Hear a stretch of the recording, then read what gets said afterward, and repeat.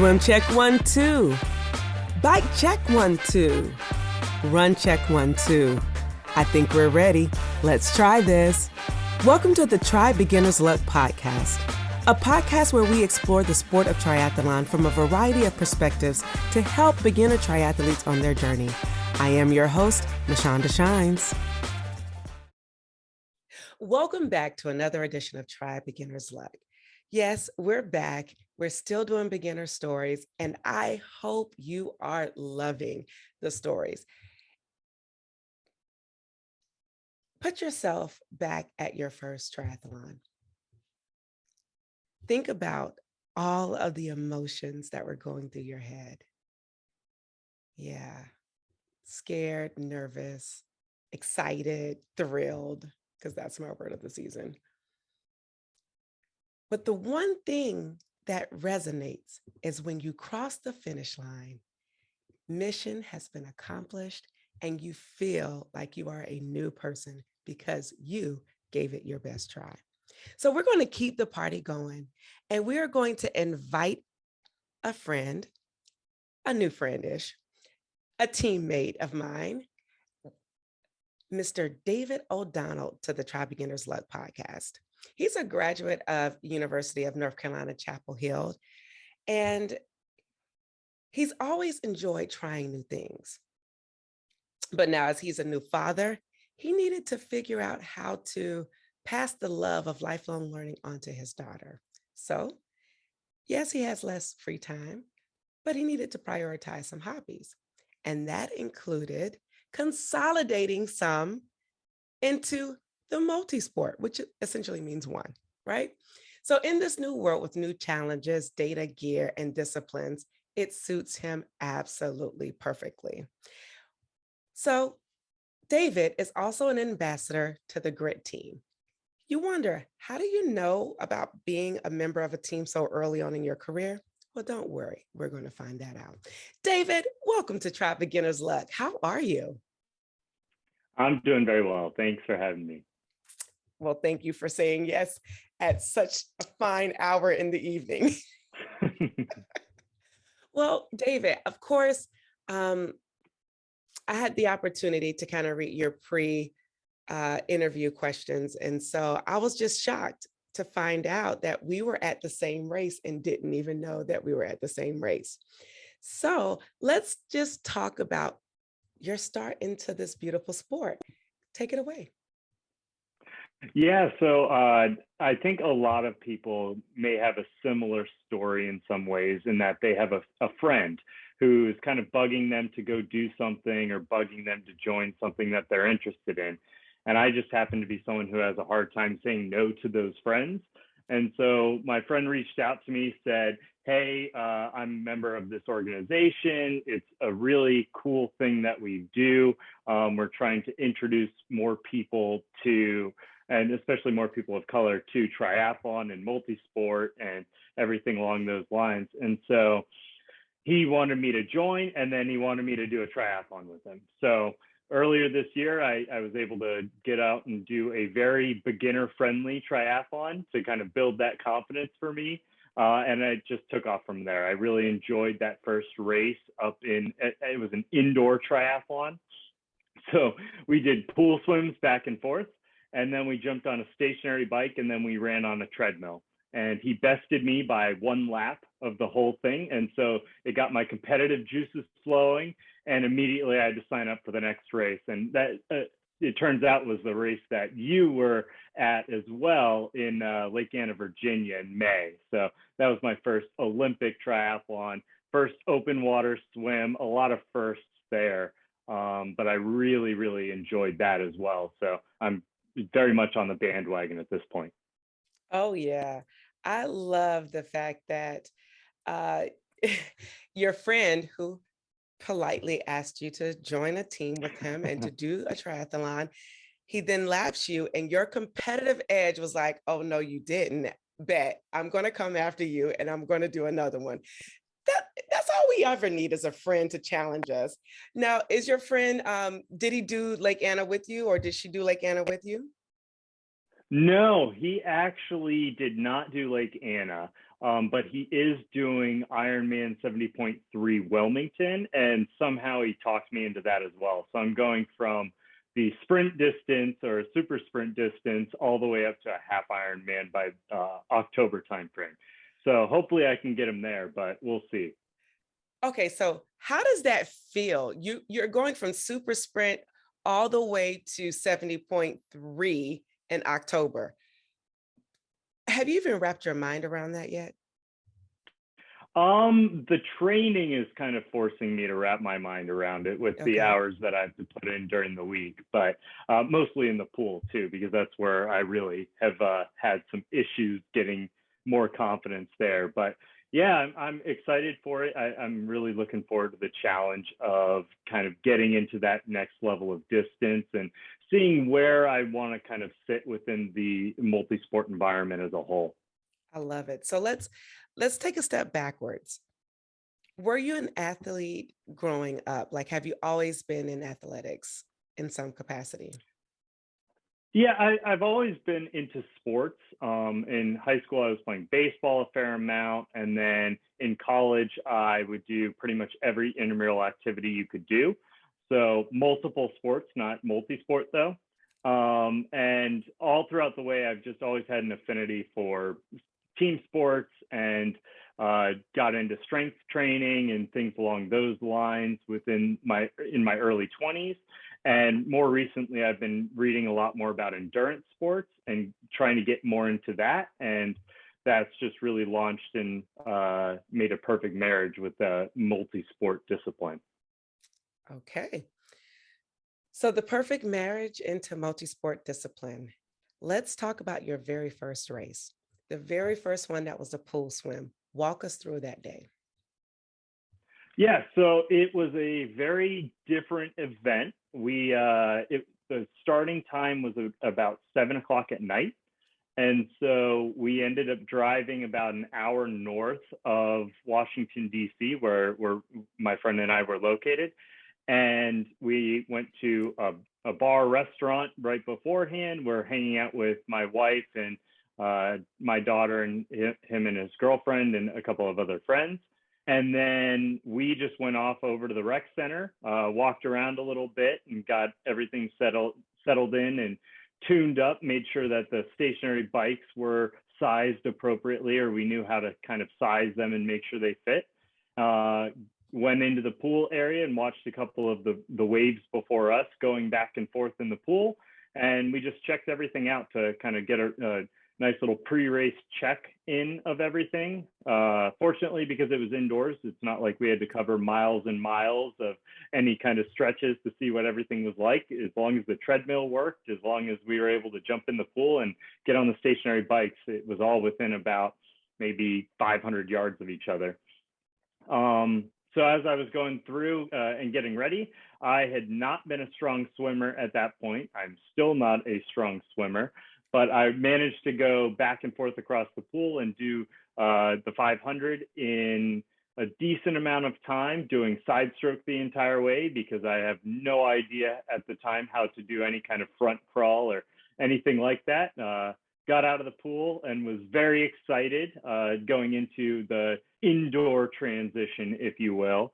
Got up onto the bike and I was just having the time of my life on the bike. They had some music blaring over the speakers in the gym and I was just rocking out, bobbing my head, really enjoying the time for that jaunt right there before jumping onto the treadmill and surprising myself with how fast I was able to run after the first two sports. Wow. That's one thing I've never done, or maybe not all together in one day, is an indoor triathlon. And I think I may have to try it, especially if it's at nighttime, because you can make that really fun with some adult activities pre-gaming. Now, did you guys do that? Or did you do it just straight up? You were focused. Like, did you do any pre-gaming at a happy hour at the bar? No, we did not. We ended up being very responsible and kind of stuck to our pre-race nutrition and everything, even though our friends who weren't racing were able to imbibe pretty well. That's my guy David being responsible. I already know. I kind of felt it in my heart. Okay, so first race was indoor, and then you go from sprint to Olympic outdoor with some really interesting weather. Tell us about that experience. How was your swim? Because you said the swim is where you are not as strong and you needed to build your confidence. So, how was the swim for you at Lake Anna? Yeah, the swim for me was again a little bit of a struggle. So fortunately, I was able to work a little bit with Lloyd Henry from On Point Fitness in DC for a couple of sessions. And that was kind of facilitated through Grit, which was great. So he actually kind of helped refine my front stroke here and there. But as I got into the water, it all fell apart. And so I spent most of the first of two laps on my back, just kind of sculling away and trying to stay in a straight line as much as possible. But as everything kind of thinned out, I started to build a little bit more confidence, realized that I wasn't going anywhere in the water. I was totally fine and I was able to stay afloat and everything like that. And so I ended up doing much better on the second lap around, where I started to really put those fundamentals in place that I had been learning, but hadn't really applied to that point. So didn't finish the swim exactly strong. I was one of the last people out of the water, but I was able to kind of make up for it a little bit more on the bike and run portions. And now I keep getting stronger in the water, keep feeling more confident. And so I've been able to actually practice a couple of open water swims since then.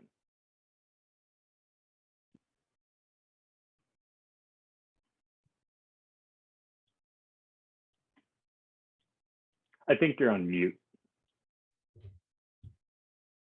I'm going to keep this in because stuff happens. Okay. What I was trying to say is that I was doing a little dance because I too have worked with Lloyd Henry from On Point Mm-hmm. Fitness, and he's helped my stroke significantly. And it's interesting because if you've gone through his stroke development, at first you feel like you're not doing anything. You're not swimming, you're not doing anything. And then all of a sudden, when you put everything together, you're like, oh, look, Ma, I'm swimming. Like I'm swimming, I'm Mm-hmm. doing it and effortlessly. And that's the difference. You don't have to fight the water. So good. Shout out to Coach Lloyd. So you've been working with him. You're feeling better. Your swim wasn't as good the first lap, but the second lap, you settled in, did your breathing, and just kind of did the stroke. So now we're moving on to transition. Tell us about your first transition. Yeah, so we were able to get there earlier in the morning and set everything up for transition, which is something that I had only seen in photos, in blogs, and on a couple of live coverages of different events. And so getting everything set up was a lot of fun after getting there. And then going into transition, I wanted to be as quick as I could, but make sure that I was still comfortable. I knew I wasn't vying for podiums or anything like that, but I wanted to make sure I was really racing through that as well. The one mistake that I would say that I made in transition, you mentioned the weather earlier. I did not put any kind of jacket or gloves or anything on getting on the bike. And so it was a very cold bike ride from that point on. I had picked up my jacket at one point to look at it and say, do I need this? And I just put it right back down. And that was probably the biggest mistake that I made on the day, was not taking that level of warmth with me on the bike ride. Yeah, I can see how that could have made the day a little bit more difficult and challenging. Yeah, yeah, because it was a cold, cold day for those of you who are listening or viewing. It was very cold. So you forgot your jacket, you're on the bike. What was the bike like cold? Because for me, biking cold, it's a wrap. But you continue to persevere. So let's talk about it. Well, it was actually not too terrible to try to work through it, just because of how beautiful the rolling hills and the countryside were. It's just a really gorgeous area that I was able to get through. The biggest issue that I had was when my hands were just essentially stuck in a claw grip on the handlebars, holding the brakes. And anytime I reached for my Gatorade bottle, I tried to pull it up and squeeze it, but I just didn't have any kind of dexterity in my fingers from that cold weather.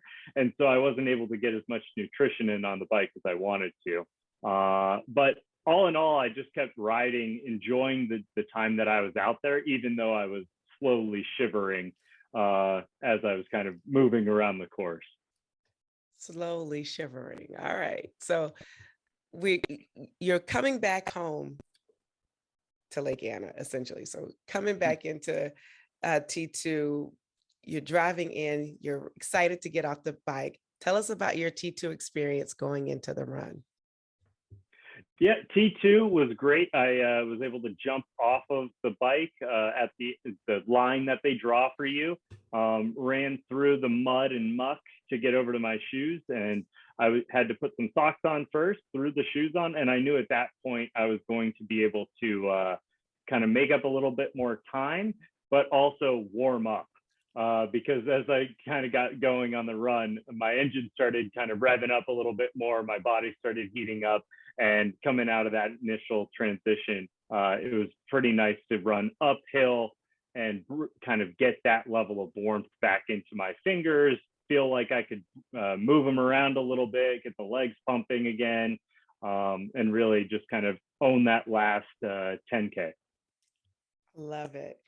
So you're warm, blood is circulating again, you're finishing the race. What does it feel like to finish your first outdoor Olympic triathlon? I really enjoyed everything. One thing that I went through at the finish line was that I had a baseball coach when I was growing up always say to kind of sprint to the end. And so that's what I did. I sprinted the last 200 yards or so trying to get to that finish line. And as I crossed, I was just super excited to have completed something that when I was in the water on the first leg, I thought I might pull the cord and just say, nope, I'm done with this. But to kind of have persevered through a really trying experience in the water and kind of a confidence building experience, then finding my way through the other components of the race and finally crossing the finish line, snagging that medal, and then just kind of finding my wife and daughter. It was just a really, really fun and unique experience. Come on, snagging that medal.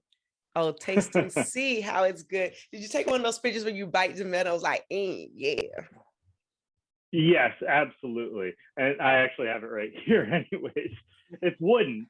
So it's maybe one of these days I can get something bronze, silver, or gold, but I'm not too delusional to think I'm there yet. It's okay. I like the wooden medal. It's a nice element. It's It's unique nice. and it's different, and it offers it adds a unique stack as you continue to collect medals. You'll look back at that wooden one and be like, Mm-hmm. I did that. I did that. I love it. Wow. So you did your first one. You're on the road to 70.3. We might have to get you to come back on with your friend to talk about the 70.3 experience because I think that's really cool that you're doing it. So you've done your first indoors triathlon, you've done your first outdoor triathlon. What advice would you give to another beginner? I would say just persevere and really kind of, you can come from anywhere and get into it. There's obviously tons of different levels of multisport, but there's also different avenues within it. So I was not a strong swimmer, but I knew how to swim, and I've been wanting to get better and better and better in the water. So I was able to work with the coach for a little bit, get more confidence, and now I'm feeling much more confident in the water, and I can kind of continue to refine that technique because it's something that I want to continue getting better at. But there's also multi-sport where you don't even have to worry about swimming. You can do duathlons, you can do run bike runs and different things along those lines. So I would say that it's very approachable, even though a lot of times it really seems inaccessible. It's about what you want to put into it because it really is going to give a lot back out to you, especially crossing that finish line or finishing a really hard workout.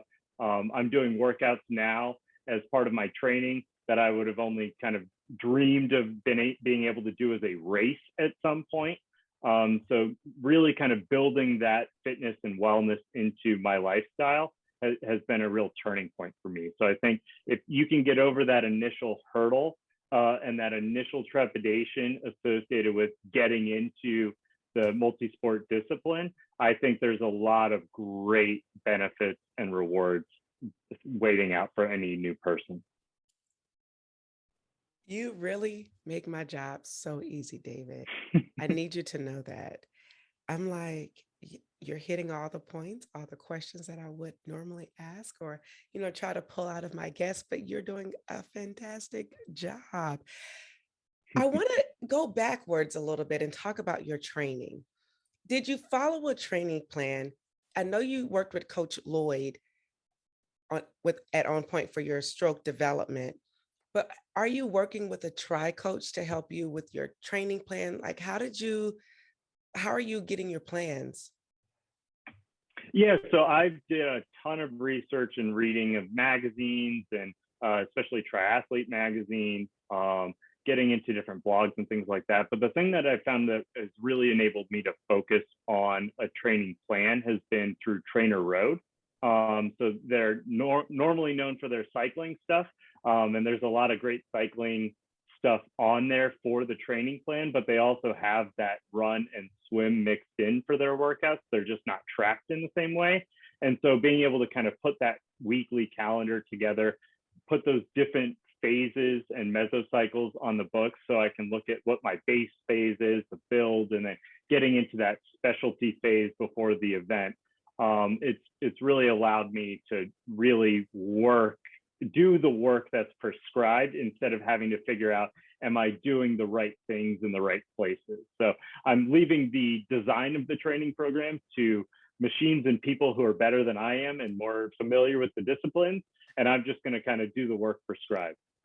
And I wonder if that's because like you're a data scientist and so you know how to leave things where they be. And so you're like, look, they're the experts. I'm going to let them do their thing. That is cool. I use Trainer Road. Really love Trainer Road. Hashtag Trainer Road. If you're listening, just I do love you. Okay, side note, that was off the cuff. But no, so I see they have plans. I've never thought to explore them as an option to try one of their plans. And so it's worked for you. Yeah, it's great. It's so I did the triathlon plan. So leading up to Lake Anna, the Olympic, I did the Trainer Road Olympic Triathlon training program. Now with the 70.3 near the end of the year, I have the 70.3 training program. And with this is where I get the real data nerd in me. They have an AI, an algorithm that sits underneath everything so that your training adapts to you as you continue to get better in your discipline. And it also can kind of take into account off weeks or different days that you want to take off or illnesses that you might have.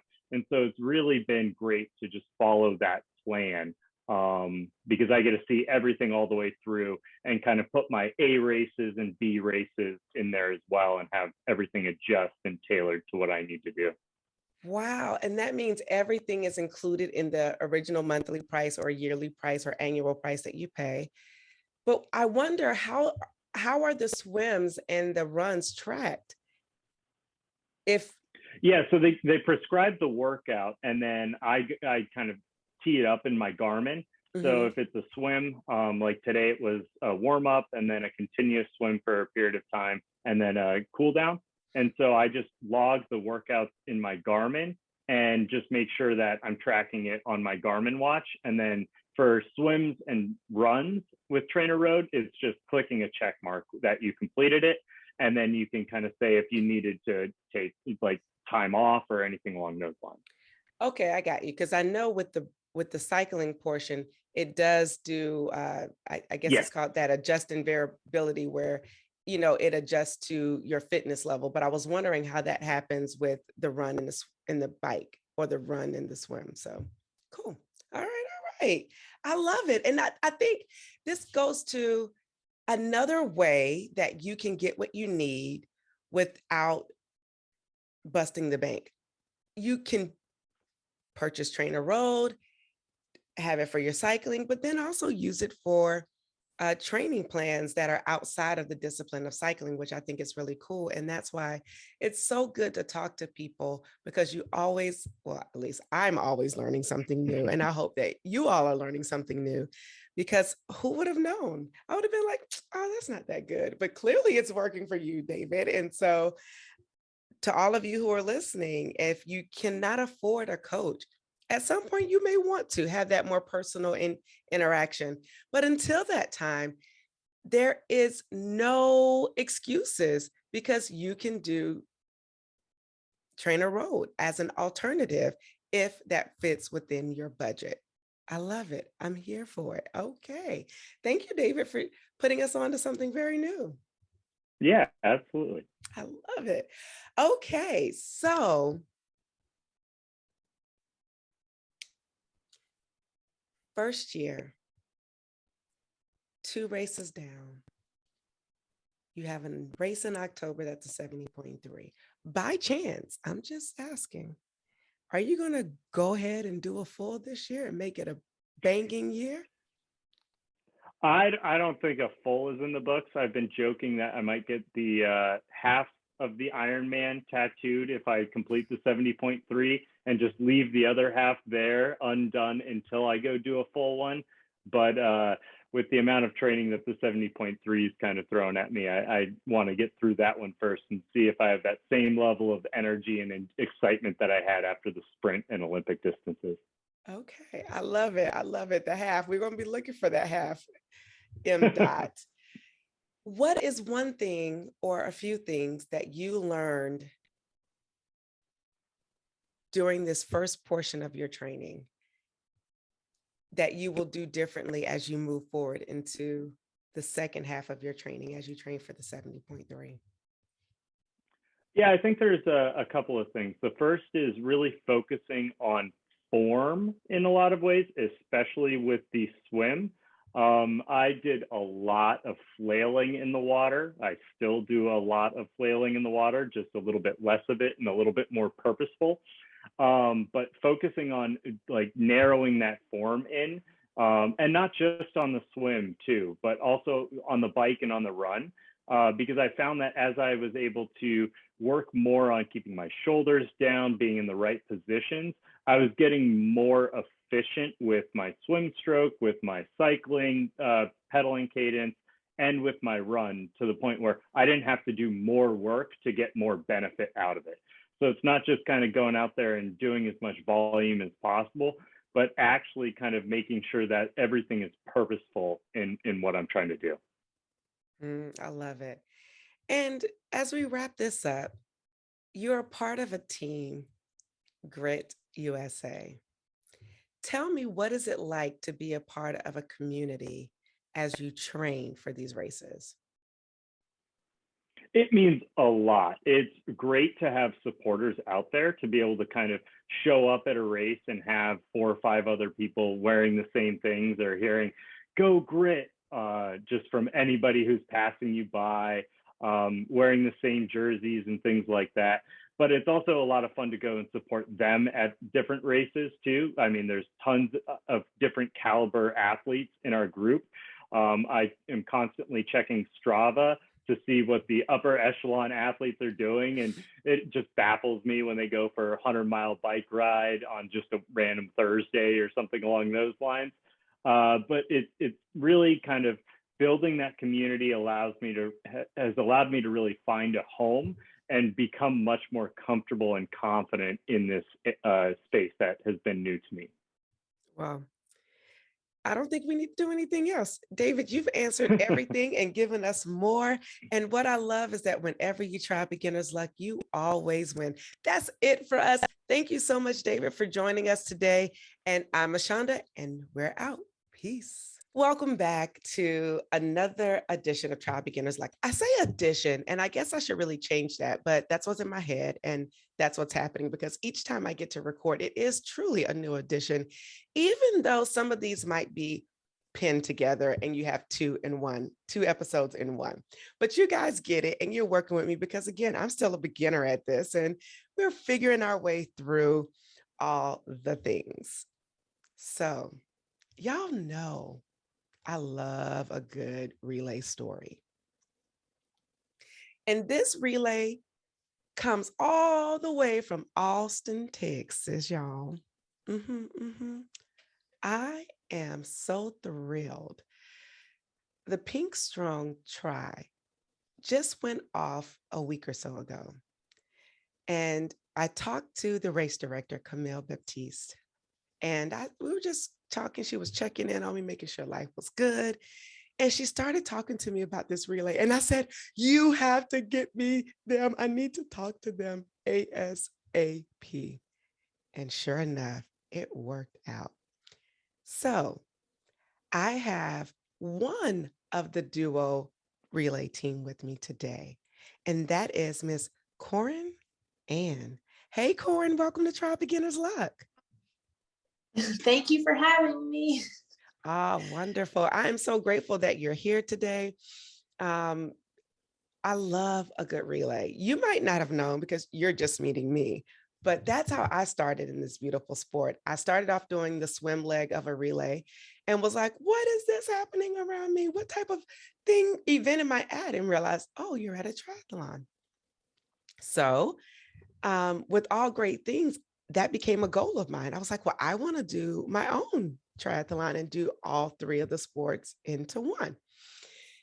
And the rest has been history. And so, Koren, I want to hear about your backstory and how did you come to do this relay? Well, the first time I learned about this relay was actually from a social media post. One of my running friends did their duathlon event, which is the swimming and biking, or no, duathlon biking and running race. And I saw her post and I sent her a message and I was like, this is so neat. I've always wanted to do that. And she told me about the triathlon. And yeah, I just went down the rabbit hole after that. But I had a 10K scheduled right before this race. And I didn't want to do the full individual because I just wasn't quite there yet. I didn't have the confidence yet in myself and believe in myself that I could actually do the full individual relay. So I sent Camille a message probably a month before the race, and told her, I was like, look, I'd really love to do your relay portion, but I don't know anyone, that could do the biking part. And a couple weeks before the race, she sent me a message and was like, I found you a biker. And I got so excited and I was like, sold, let's do this. So then it just happened. And so she found you a biker, you didn't know the biker. So how did that interaction go? It actually went a lot smoother than I thought it was going to go because I gave Camille my number and information. Was like, give this to her, tell her to contact me whenever, we'll figure it out from there. She texted me and it's just one thing after the other. We both signed up. I told her a little bit about my background with swimming and running. She told me her background about the bicycling, which she actually participated in the duathlon. So she's done one of their races, but she's never done a triathlon either. So we both were very new to this. And we met race day. She's super sweet. We were both just like hit it off and we killed it at the race. Like, I don't even know how it happened, but it just happened. Perfect timing at a perfect race where Camille gives all the F's about it. Come on. I love it. Okay. So what's your relay team member's name? Prasanna. Ooh, so we got Prasanna and Koren. That sounds like a fabulous combination. And for those of you, we do have a picture of Prasanna, which will be in the actual show note picture thing, whatever we do. But I love the diversity of this team because Koren is Korean American and Prasanna is from India. She's Indian. And I absolutely love it. And due to some and this is why it's important to communicate with people. Prasanna didn't really understand the concept of podcast and wasn't really comfortable, but she was willing to speak to us. And so we got her responses, and we're going to be sharing some of her responses throughout the course of this podcast.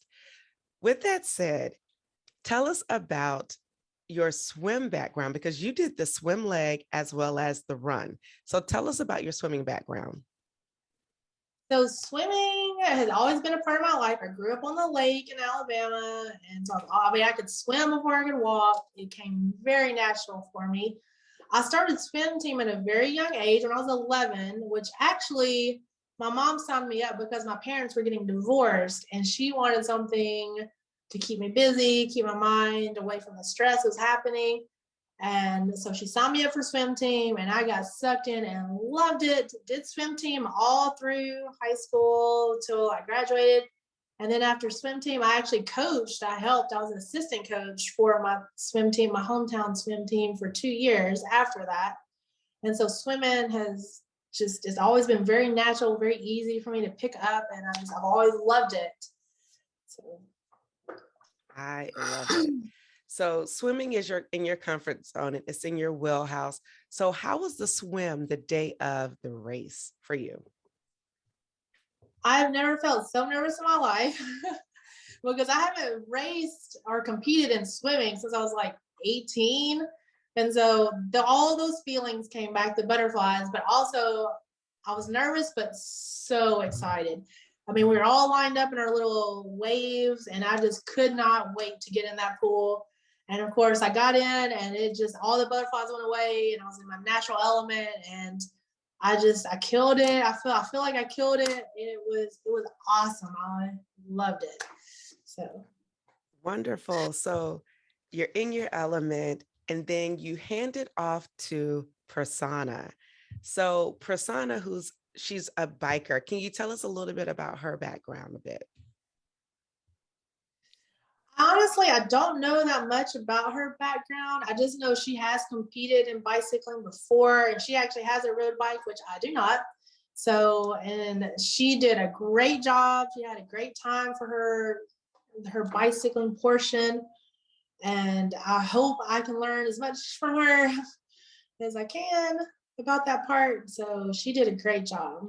So does this mean you guys are going to hook up and connect after this to kind of do, because I think we were talking before the show started, and you just bought a bike as of yesterday.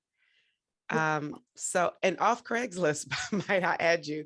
So listen, when you get struck by the tri bug, the world of possibilities opens up to you, and you're able to become resourceful and get bikes, whether it's off of Facebook Marketplace, Craigslist, friends, etc. But you went, so the race was about a week ago, not even a full 7 days, and you've bought a bike.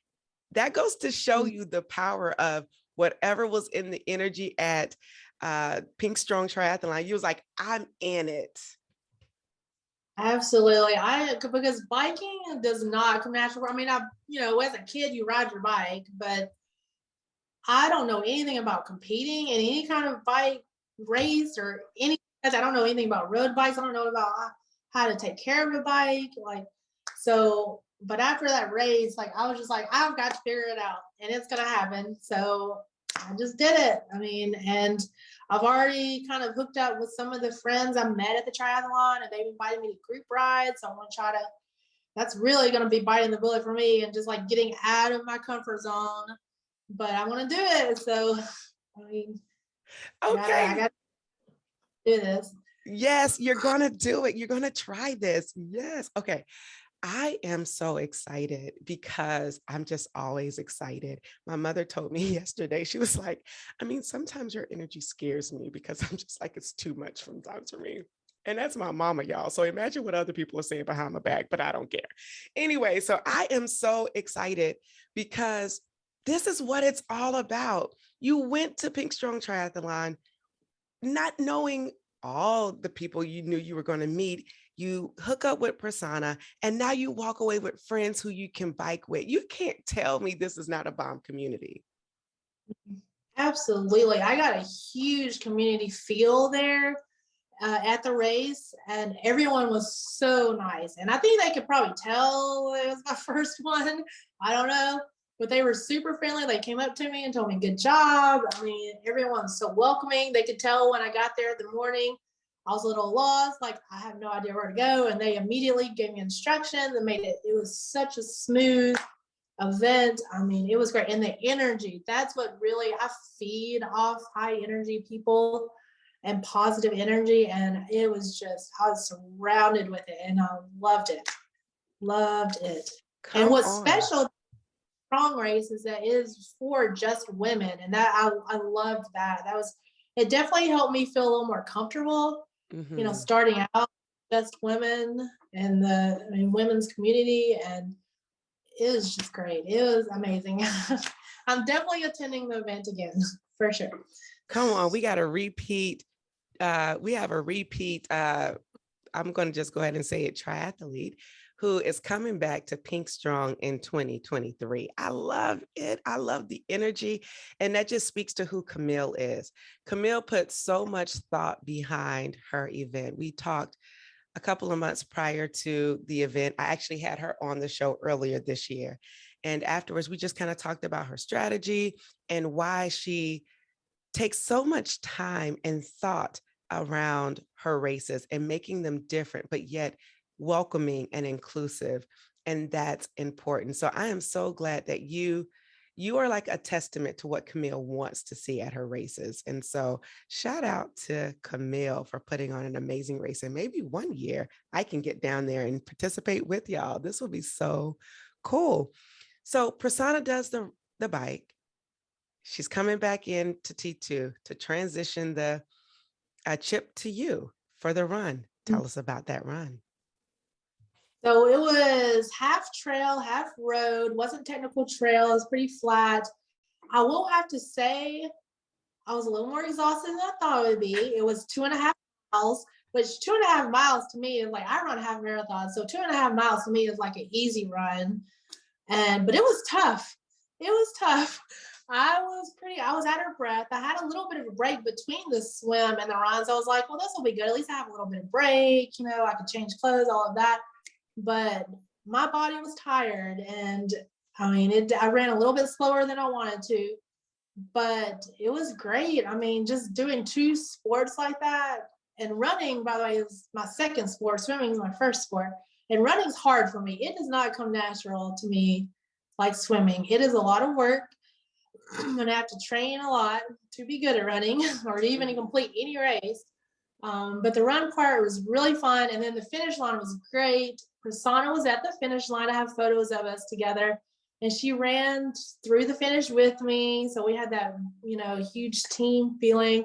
And that was just wonderful. I mean, I was so happy. I was just so proud of us. And it was just great. So. All the feels, all the feels. And I want to touch on something that you mentioned. And I don't think people understand this with relays. So this is there's always pros to cons to everything. The pros of a relay is that you can only you only have to focus on one or two things. The cons of relays is the waiting around and the fatigue that could set in if you don't know how to properly position yourself, right? I remember I did a relay at Eagleman 70.3 in 2021. And one of our runner, she was just like, her name was Brianna Hurt. And she's like, I had to sit around all day for you guys. And then she had to go and run 13.1 miles. She was like, it sucked, but I had so much fun. It sucked, but I had so much fun. And so I totally get it. When you have to wait around, you have to keep your body warmed up and moving and hydrated and fueled with nutrition because you're waiting in the sun. So for those of you who are interested in relays, of course, we know that relays are really the best, but I also want to point out that you have to make sure that you're fueling properly so that you can participate in whatever it is that you're doing, especially if you're at the running part of it, that you have the fuel that you need so that you can run and not feel exhausted and tired before you even get there, because there is a lot of waiting around. So just want to ping that. Did you want to say something, Corinne? I totally agree with you. I have a pretty strict routine when it comes to doing races of like what I eat that morning, how I feel in between this, during the sport and after. And so I agree 100%. Like what you eat the night before even will affect all of that. So, and I usually don't eat a big breakfast before a race. Like I'll do like a little honey stinger waffle or protein bar or something, and that's it. And maybe like a noon tablet or some kind of electrolyte addition to water. And that's it. Like I do not, and maybe a banana, but I do not eat a lot before a race. I can't run with a lot of stuff on my stomach. Like, and then during a run, like a run or a race or long run, I'll drink more water with electrolytes. And then after the race, I'll continue to drink water, a lot of water with electrolytes. So, Wow. So what was your best memory from the Pink Strong Tri? best memory was definitely us winning first place because I was not expecting that. What? I've never don't really win races. Like that is not a common thing for me. I go and run them for fun and I'm just happy to finish. So winning the relay was definitely the best memory ever. I mean, and this winning with this new friend I had literally just made that morning. I mean, it was awesome. I'm so excited. I mean, just fuel. I will be feeding off that energy and that fuel from winning that race probably another month. So As you should. We cannot skirt past that. Oh my gosh. I forgot to ask about the finish because you said you came through the finish line. So, and she was standing there. So I thought that was it. But winning first place, shut up. That is incredible. And you should feed off that energy for forever, actually, because your first relay, you came in first. Bam, you did it. So it was like a really big thing for both of us. I mean, just big thing. I'm so proud of us. You should be. I'm proud of you. That's a major accomplishment. And I'm sure for Prasanna, that was equally like important to her. I know we asked Prasanna some questions. So what are some of her thoughts around the tri space, especially, or, endurance around, especially after you guys just came off this wonderful victory? Well, I think she is just as excited as I am. I don't think she expected us to win either. She did tell me that her biggest takeaway for her was just to continue practicing running, biking every couple of days. And I didn't realize this, but she actually doesn't know how to swim. But one of her big goals in the future is to teach herself or learn how to swim, which I hope, I haven't told her this yet, but I would love to help her with that. And she wants to complete an individual triathlon as well. So I hope I can help encourage her to, reach her goal and learn how to swim. Like I would be honored to be able to help her with that. So, Koren, you're trying to make me cry today. Oh my gosh. Y'all, if you're watching this, you probably just saw me like jump up internally with all the emotions and feels. This is what it's all about. You're like, I haven't told her yet, but I want to help her learn how to swim. You guys live in the same city. She can help you with the biking. You can help her with the swimming, and you guys can do this. So this time next year, I would hope to have you guys both back on, because by then maybe you can share this with her so that she can hear it and see how cool it is. And we both participate in that individual one together. That would be come on. I want that for y'all. And I'm going to hopefully hope that my schedule is available, that I can maybe even come down there and witness that, because first of all, I love Austin. And second of all, I have some unfinished business in Austin. And third of all, I get to come and see y'all. So it seems like I got some stuff to handle in Austin, and this will be so lovely. Wow. I'm full. And I think I'm full because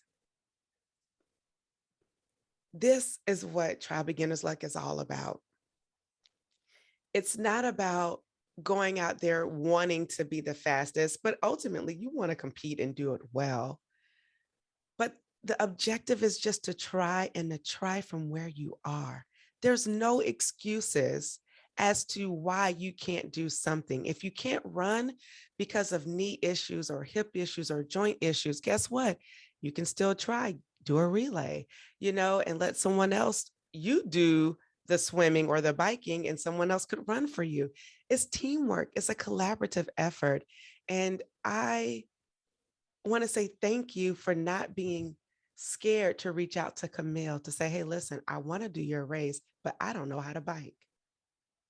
How Mhm. vulnerable is that for you to just say, hey, this is where I am. I want to participate.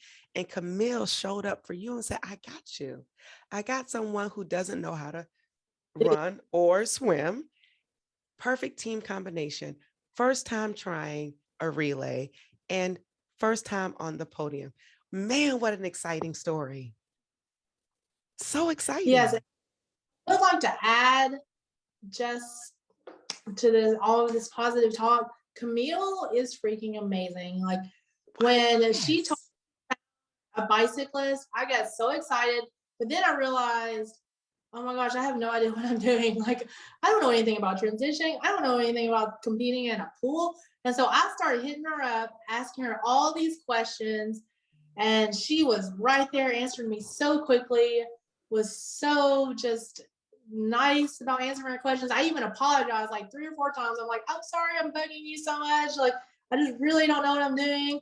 And she was just so sweet and so open to helping me and just the best. And I also want to throw out this Pink Strong Triathlon. I didn't realize this till the day of that it was the inaugural race. I had no clue. And I usually don't do inaugural races, at least with running, because usually it can be a crap show. I mean, you just really know what you're gonna get. They got to work out all the bugs. Like it usually doesn't go super well. But I was so impressed with her team and volunteers and how smooth it went and the energy that they brought. It was just the most impressive thing. And I'm in love with them. So, yeah, they are Wow. great. That speaks to who Camille is, who she is, and the detail oriented effort in the way she operates. And I know her, if she's listening to this, she's probably smiling on the inside because one, I didn't ask you to say this, and she didn't pay you to say this. This is Oh, what it's my. all. She's like, no, she didn't, but I love it. But this is what it's all about, to get that raw feedback saying, this is the wow. So it's a lot of first.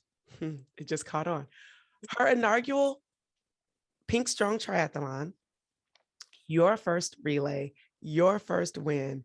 And Camille is just fun, fabulous, given all the F's. I have not forgotten it from our episode. And it is just a lovely sensation to see that you've had such a great response and a great reaction, which means you want to do it again, which is our strongest desire. And so I just want to say thank you. Now that you've done your first relay and came in first, got to keep saying that. What would you tell someone else who's listening? I would tell them that you are capable of doing this because I was very hesitant about even thinking I could do a relay or any kind of triathlon.